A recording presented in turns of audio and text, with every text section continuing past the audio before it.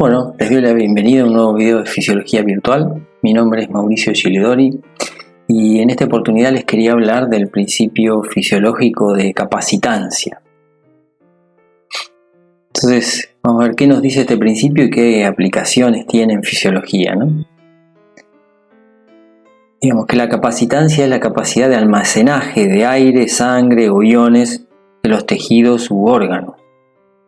Y ¿qué establece este principio de capacitancia? Que, digamos, esa cantidad almacenada de aire, sangre o iones depende de la diferencia de potencial, ¿no? Diferencia de presión o de voltaje, y de la capacitancia, que podríamos también llamar la distensibilidad o conductancia. ¿Y qué aplicaciones tiene esto? Podríamos decir, por ejemplo, en el potencial de membrana celular, en el volumen de llenado pulmonar, en el volumen del reservorio venoso. Esas son algunas de las aplicaciones que tiene el principio de capacitancia.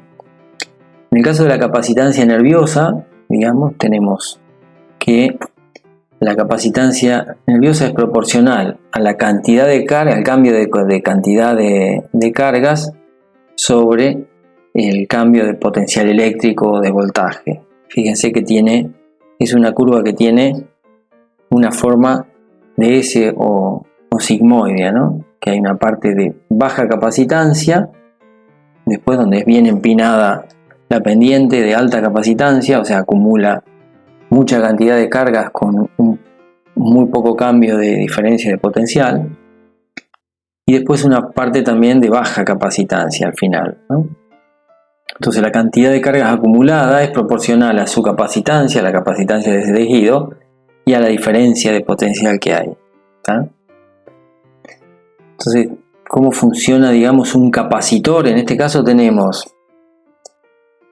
son un dieléctrico o un aislante con dos capas conductoras, ¿no? O placas conductoras. Son placas metálicas y ese dieléctrico aislante en el medio, y eso conectado a una batería o a una pila. Si lo comparamos con la membrana celular, podríamos decir que la membrana celular actúa como un capacitor, ¿no? Tenemos la placa conductora, ¿no? Que serían, digamos, en este caso, la placa conductora serían las cabezas polares de los fosfolípidos. El aislante sería, en este caso, en el caso de la membrana, es la bicapa lipídica. Y digamos, ¿qué tipo de circuito eléctrico representa la membrana celular? Fíjense, tenemos una capacitancia y una resistencia en paralelo. La capacitancia la tenemos en la membrana celular, y la resistencia lo que la dan son los canales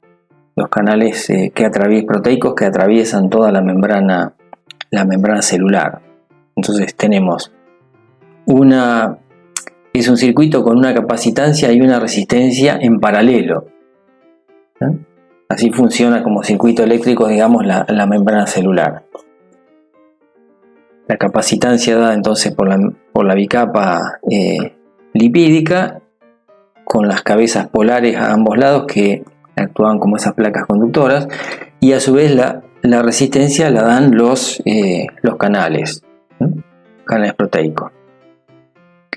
Entonces, ¿cómo se genera un gradiente de concentración iónica transmembrana? Acuérdense que hay aniones no difusibles mucho más concentrados adentro de la célula que afuera. La mayor parte de estos son enzimas, enzimas del metabolismo. Eso trae agua. Después tenemos la bomba de sodio y potasio en la membrana, que en cada ciclo saca 3 sodios y mete 2 potasios. Como el sodio tiene una capa de hidratación mayor que la del potasio, el resultado neto es que en cada ciclo está sacando más agua que la que ingresa a la célula. Con eso se evita entonces que la célula se tumefacte o se dematice. Ahora, esto tiene una consecuencia también, el hecho de que se genera un exceso de cargas positivas por fuera de la membrana y de cargas negativas por dentro de la membrana. Fíjense, el sodio 145 miliequivalentes por fuera y 15 por dentro.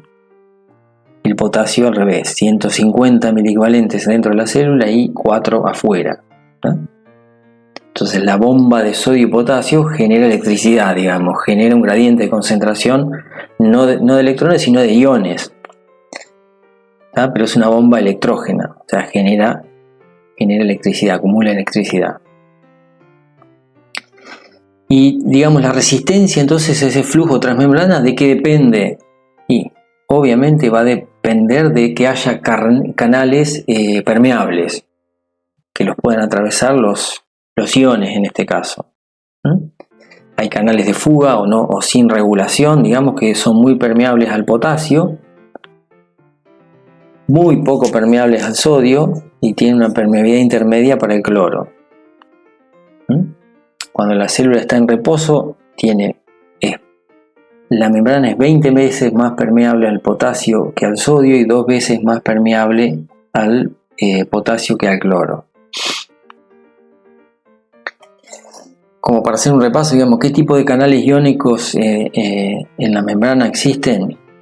Y tenemos los no regulados o de fuga, los activados por ligando, como podrían ser neurotransmisores, los activados por voltaje, por ejemplo,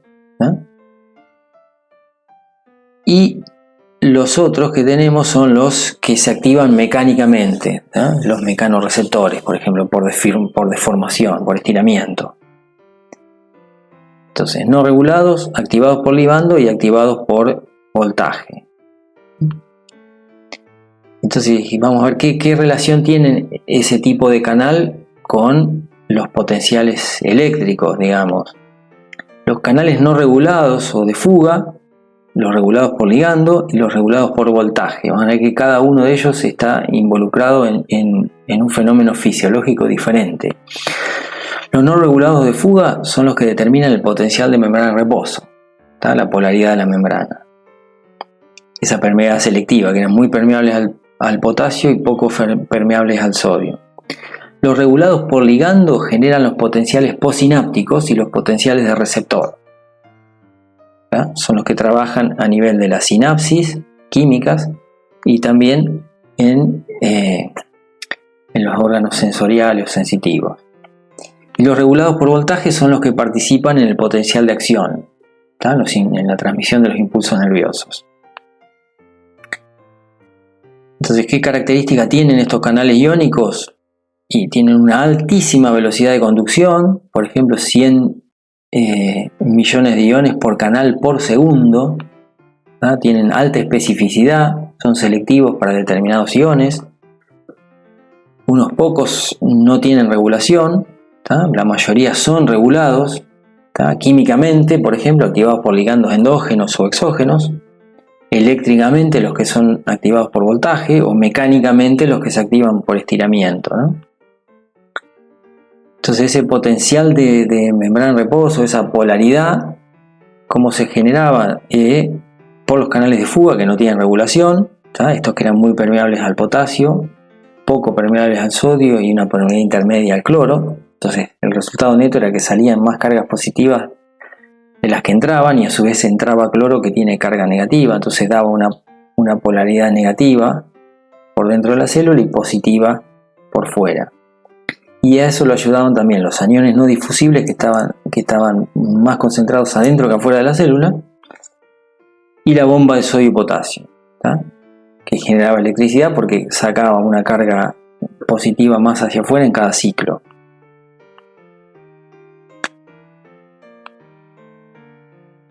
Fíjense, en este caso el principio de capacitancia, en este caso tienen en el eje horizontal, en el de las X, la presión en centímetros de agua y en el vertical los litros. Entonces capacitancia sería cambio de volumen en función del cambio de presión. De vuelta, tiene una curva sigmoidea con forma de S, un momento de baja capacitancia en el que hay que hacer mucha presión para generar muy poco cambio de volumen. Una fase en la que la pendiente es más inclinada, entonces ante el mínimo cambio de presión el volumen cambia mucho, o sea, tiene una alta capacitancia, o sea, acumula un gran volumen. Y después otra fase en la que de vuelta se hace poco inclinada la pendiente, entonces hay que ejercer mucho cambio de volumen para generar muy poco cambio de volumen. Entonces el volumen que almacena el sistema es proporcional a su capacitancia y al gradiente de presión, ¿no? Y capacitancia y elastancia son inversas, digamos. Capacitancia es cambio de volumen sobre cambio de presión. Fíjense que elasticidad es al revés, cambio de presión sobre cambio de volumen. ¿Ah? Son inversas. Entonces, si aplicamos esto de la capacitancia al pulmón, digamos, tenemos en el eje de las X la presión transpulmonar y en el eje de las Y el volumen pulmonar. Fíjense que a bajos volúmenes pulmonares cuesta mucho inflarlo, digamos. Después tiene alta capacitancia en la zona de trabajo, digamos, normal. Y después, en la última fase, ya cuando el pulmón está casi lleno de aire, de vuelta, baja capacitancia. Hay que hacer mucha presión para poder inflarlo, ¿no? Entonces el volumen de aire que acumulan los pulmones es proporcional a su capacitancia y también es proporcional al cambio de presión, ¿tá? De presión transpulmonar. Entonces fíjense, tenemos presión transpulmonar en el eje de las X y volumen pulmonar como porcentaje de la capacidad pulmonar total. Sería el volumen residual, la capacidad residual funcional y al final la capacidad pulmonar total. Digamos, el rango de trabajo del pulmón se encuentra ahí, un poco por debajo de la capacidad residual, un poco por encima, pero es un momento en el que tiene bastante inclinación, digamos, o una pendiente bastante inclinada en cuanto a la distensibilidad, ¿no? Si expresáramos esto mismo o viéramos esto mismo para la capacitancia venosa, ¿tá? Que esas venas actúan como vasos de reserva o de reservorio, en el esquema tenemos la presión venosa y en función de la presión venosa el volumen de sangre venoso. De vuelta, fíjense, baja capacitancia, una fase intermedia de alta capacitancia y de vuelta otra vez otra poco inclinada con baja capacitancia. Y entonces el volumen de sangre venoso es proporcional a la capacitancia que tienen las venas y a la presión venosa. Fíjense acá, esta es una comparación de las curvas de presión volumen arterial y venosa. Tienen las arterias, en este caso, que es una curva muy inclinada, las arterias son elásticas. Fíjense que ante un cambio mínimo, en este caso en el eje de las X está el volumen y en el de las Y está la presión, ¿no? Eso muestra la elasticidad. Las arterias son muy elásticas, entonces ante un cambio mínimo de volumen, la presión se modifica muchísimo.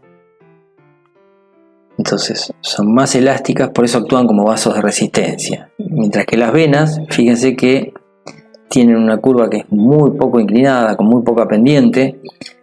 Entonces un cambio muy grande de volumen genera muy poco cambio de presión venosa.